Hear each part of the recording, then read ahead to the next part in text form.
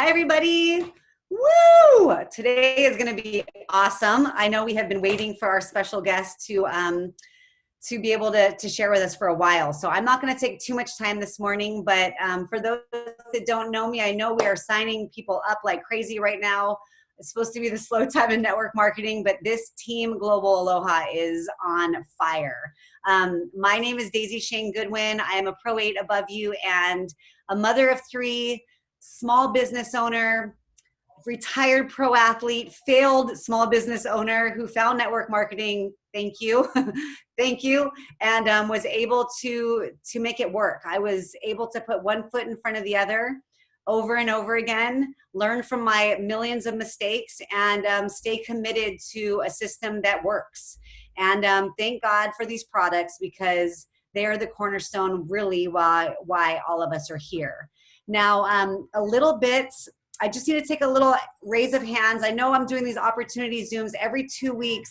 Can you raise your hand if you would like me to do an opportunity Zoom this Thursday? I know we're not scheduled till next Thursday, but if you guys have people that are on board that want to hear more about the information, can I just get a raise of hands, or is everybody good with the every 2 weeks? 1, 2, 3, there's a few of you. Okay, yep, okay. Opportunity Zoom, that's enough for all of you this Thursday. I'll send out the text after this. Now, my favorite time of the month is the beginning, because I get to sit and edify all of you and make you feel special for all the rank advancements that are happening on this team. Now, remember, Pro 1s are really just our Pro 10 that never quit. These are the people that sign up and decide to change their life. They decide that they are going to put one foot in front of the other and make this work. So here are a list of the Pro 1s that happened in November. Congratulations, all of you. Michelle Moses, Mary Phillips, and if I'm butchering your name, forgive me, please. Mari Phillips Legay, love it. Maka Paiva, Amanda Agimachi, Bryson Padina, Julie Linetti, Byron Logan, awesome, you guys. Ronnie Van Gogh, Marsha Tolinto, Paula Smith, Abby Fields. Congratulations. Can I see some? Yay, all our Pro 1s, so awesome. Pro 2s, we got some Pro 2s in the house. Kelly Cole, Genesis Guzman, Angela Tamai, Jessica Bernhardt, Stanley Hyde, Cheryl Craik, John Metcalf, David Thacker. Congratulations. Pro 2 is amazing. You're doing $2,500 a month in organizational volume. You are on your way to starting to get that check that makes a difference. And more importantly, you're going to start to change lives major with these products. Now, I just have to give a quick shout out to Kelly Cole and Genesis Guzman, who are pace setter. They got the pace setter, which is great because they got $100 for hitting Pro 2 in the first 30 days. $100 they're going to get for hitting, for maintaining it. And then they're going to get an additional $250 for hitting Pro 3 in 90 days, which I know they're on their way to doing, which is great. So awesome.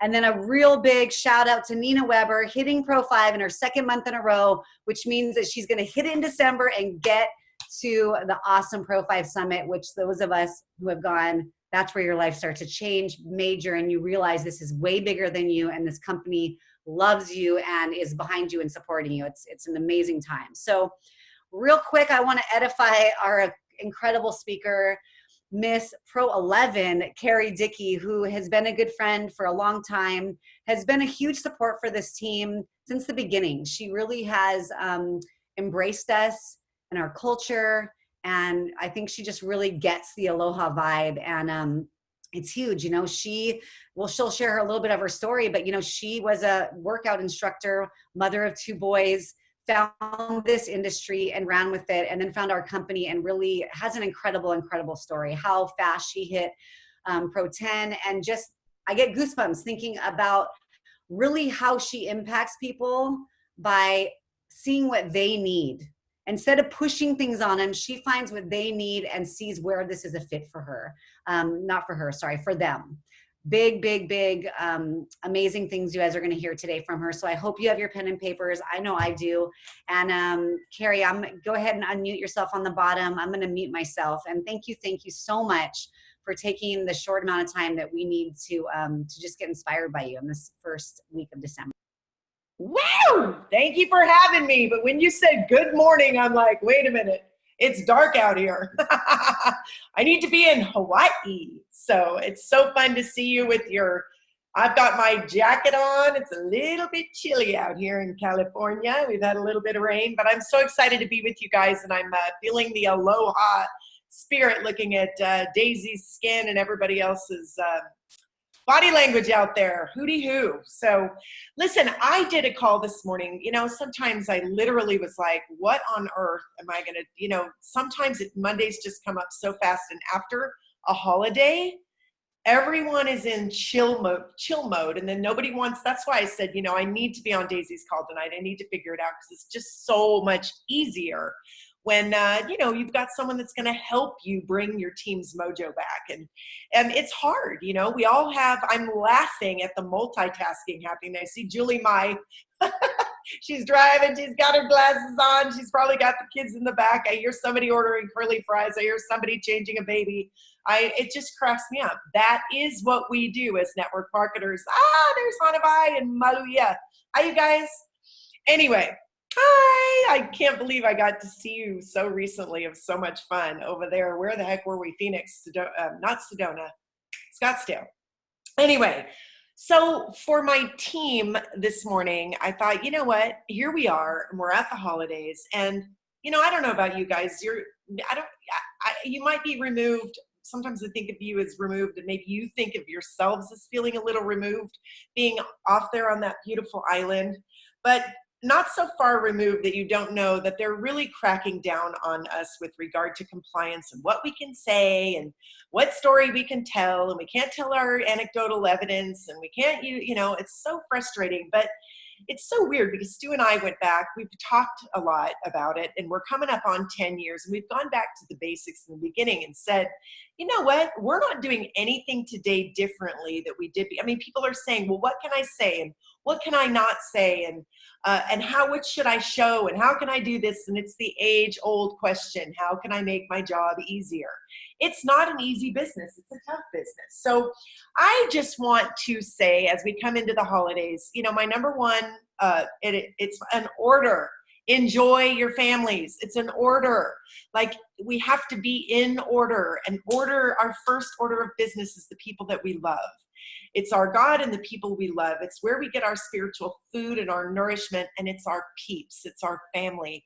And if you've read my book, Network Marketing, The View from Venus, chapter 11 is the Venus view of kids. And I'm an advocate for having a reality check and being available to your families, especially during the holidays. It's really, really important. That being said, all of my giant rank advancements in network marketing have happened in February. It's weird. I don't know why, but February is an amazing, and yeah, if you can not stop and just be consistent and touch your business every day between now and then, you can have an astounding new year. And here's the thing. It's kind of like weight loss. I mean, people get fired up after eating everything they can find on the holidays, and then they start their weight loss program just in time for a new year, a January 1, New Year's resolutions, right? And if you can go into that already locked and loaded with lots of contact, when people get freaked out because they're fat, freaked out because they're broke, freaked out because they have high credit card bills, freaked out because they've made resolutions that they're no longer going to settle for what they've been settling for, the first person they will think of is you, if you are doing your job correctly.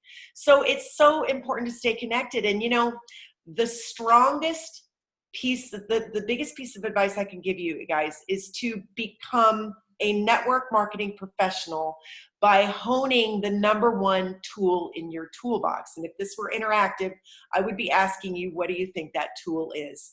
The number one tool in your toolbox, I don't care who you are, is your story. Your story is literally the bridge between you and the person sitting in front of you. And the reason I feel it's so important at this time is because you will be seeing tons and tons of people that you love or that love you. And even if you're not seeing family because they're too far away or you don't have a family, because it happens, then you're going to be seeing people that are in a new place. They're in a place of risk. They're more receptive during the holidays than they've ever been for the other 11 months of the year. People open their hearts and they are more receptive and they're more open to change, more open to looking at possibilities. It's true. So it's time for you to become a network marketing professional.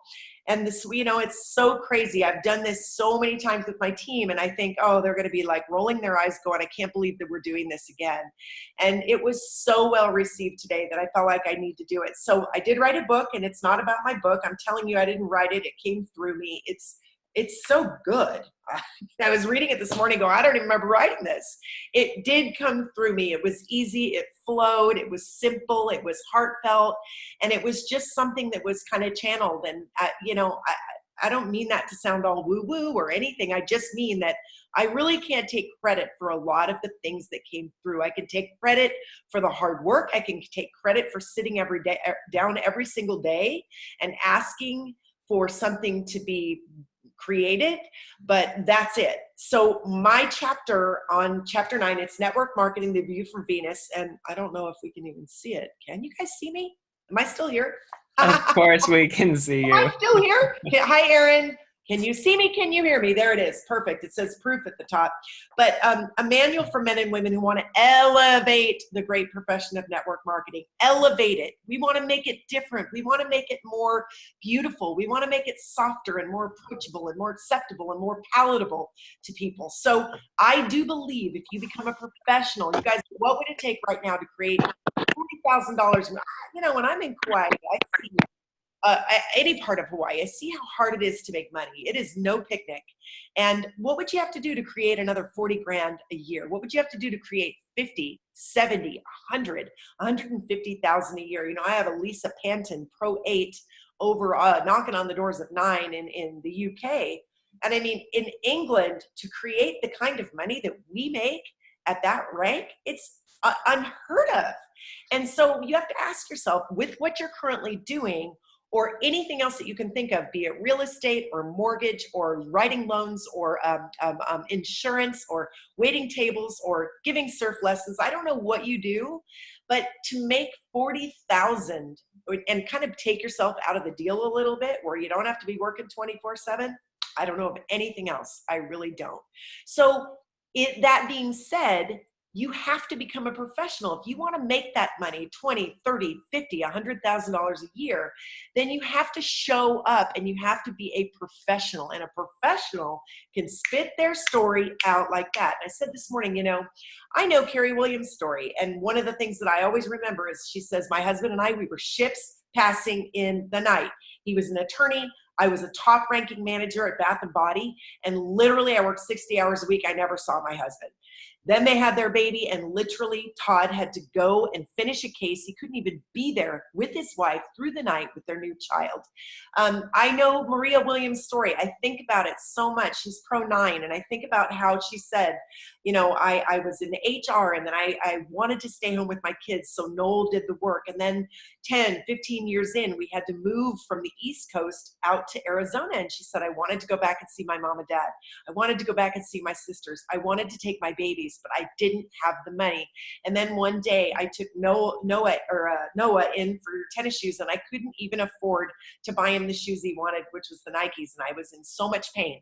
You guys, write this down. People do not run towards pleasure.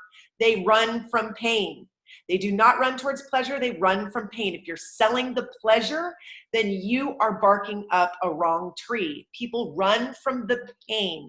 They don't want to feel it. They want to avoid it. They want to get out of it, but they're not going to run. You say the beaches of the world and they're rolling their eyes. I promise, but they will do anything to get out of pain.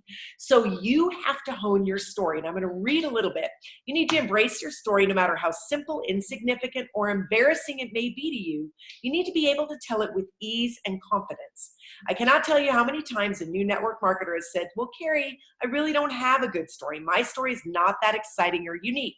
Not true. Everyone has a story that matters. Everyone has a meaningful story that will move other people to act. Since it is your story and your reality, it may not seem that exciting to you. Nonetheless, we are all human, and our stories contain universal themes that weave us together, joining our hearts and minds. Your story is the initial part of the process that will connect you with others. So initially, you need to be asking questions about somebody else. But a lot of times, especially men, they're not going to dive right in and start spilling their guts, believe me. You're going to have to say to them, what do you love about your work? Tell me about your work. What do you love about it? Tell me more. What else do you like? What else do you like? And only then might you say, and if you could change something, what would you say the challenges are? Then they're happy to dive in, give you a little bit. You are taking note of the pain, because based on what they say, you are going to heavy up on certain parts of your story. Get your pens. This is important. You will need to connect with a friend, sponsor, upline partner, or sideline associate. Don't all call Daisy and Julie and the leaders. You'll need to work with a friend. Like, I got a million calls every time I do this call, I do. Or associate to develop your story. Number one, what did you do before network marketing? What did you do, right? Professionals. I love what, Daisy said. I love what she said. I was able to make this work. That really is, it's just a great way to put it. I'm going to R&D that. Julie, my jewelry designer, and I remember when she would talk about the pain in her fingers and her eyes, and just so much work. What did you do before network marketing? How did you bump into this great profession? How did you find it? Okay, 1, what were you doing? 2, how did you find it? 3, what moved you to take action? What moved you? Today we were talking about Carrie Williams. She didn't want to go back to Bath and Body in 70 hours a week. She wanted to stay home. Maria, what moved her? She wanted the damn tennis shoes, right? She wanted to be able to go back to Boston and see her family. That was what moved her to action. Number 4, what was it like being you in the process? What was it like being in the store and being so embarrassed that you had to pretend you were coming back for the tennis shoes? What was it like when your husband couldn't even be there for the birth of your baby after the first couple minutes? What was it like for me? I needed $2,200 to put my kid in private school at his 6th grade year, middle school, 6, 7, 8. I needed $2,200 and I could taste it. What did it feel like? I felt desperate. I felt in agony. I felt like my kid is not meant to go to middle school, and I was on my knees begging for a way to get my kid out of that option, the only option I had. Number, what did you do before? How did you bump into this great profession? What moved you to take action? What was it like being you in the process? What's it like being you now? Not if you're a pro 7, 8, or 9, or 10.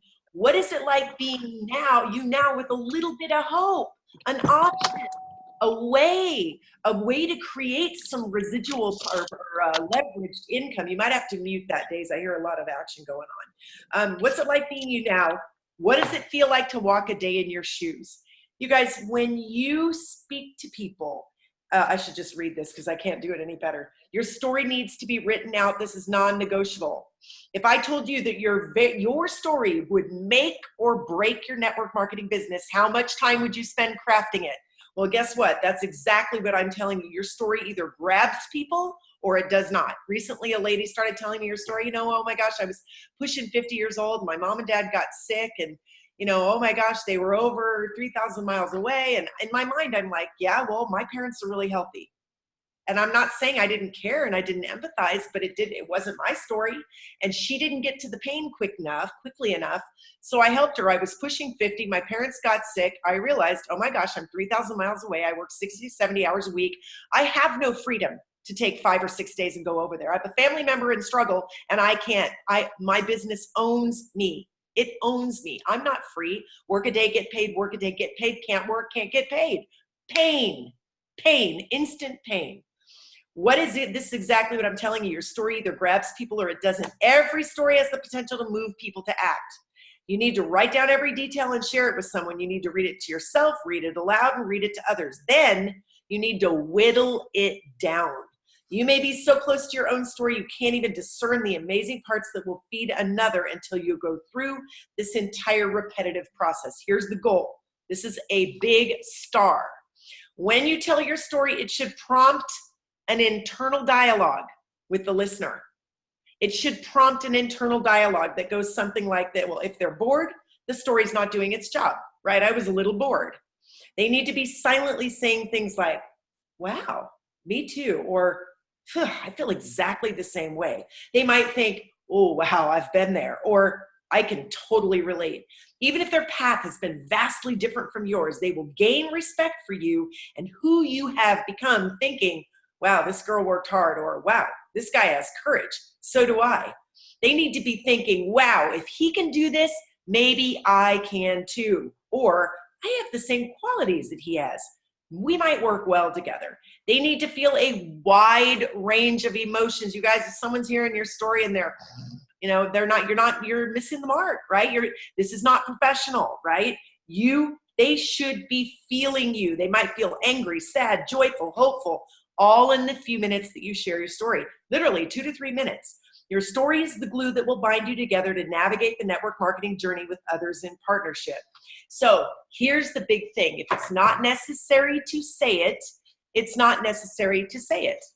If it's not necessary to say it, then it's necessary not to say it.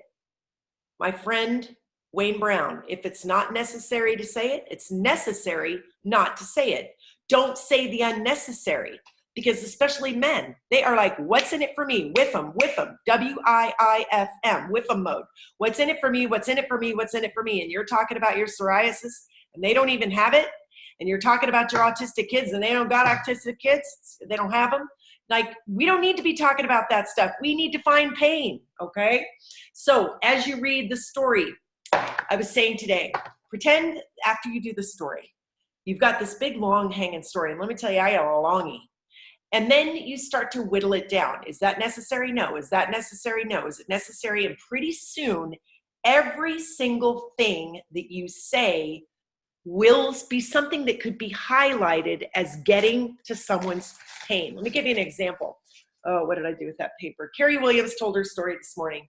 I wish I could find it. Oh, you know what? I'm just going to say, take your highlighter, and when you say something like, there was too much month at the end of the money, I couldn't pay my bills, highlight, because a lot of people can relate to that. Even if they can pay their bills, they know when there's a surprise, talk about new tires or braces for the kids, or somebody gets sick, or the dog has a vet bill, boom, you're in debt again.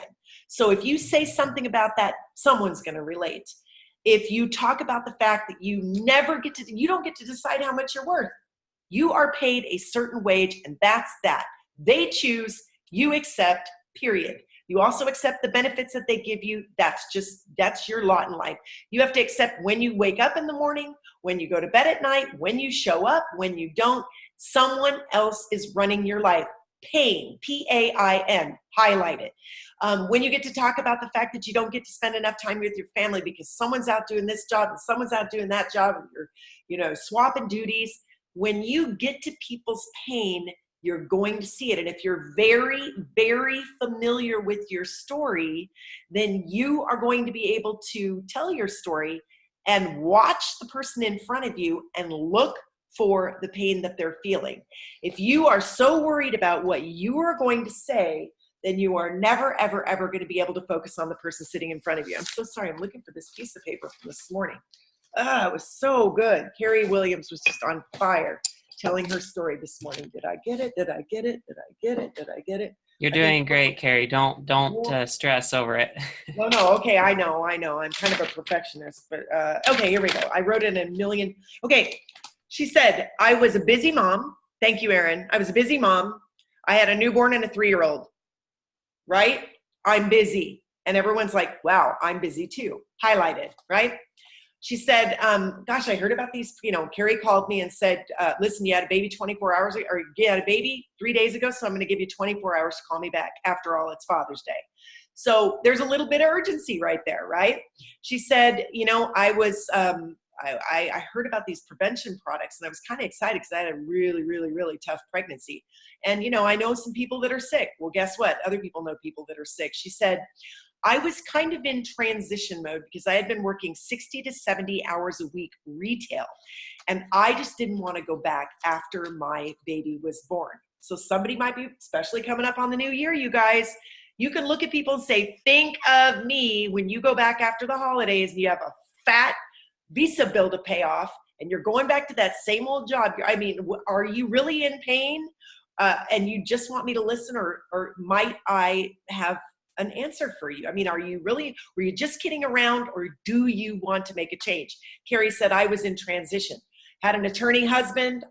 We were literally ships passing in the night. Somebody is going to resonate with that. She said, I realized that if I didn't make a change in my life, that nothing that had been the way it was the 10 years before, nothing significant was going to happen in the way of change if I didn't change. How many people think of that? I'm just kind of writing notes. This next decade wasn't going to be significantly different from the last decade. Oh my gosh, that is amazing. She talked about, I didn't read my notes. I didn't know. Anyway, I can't even get into all the things.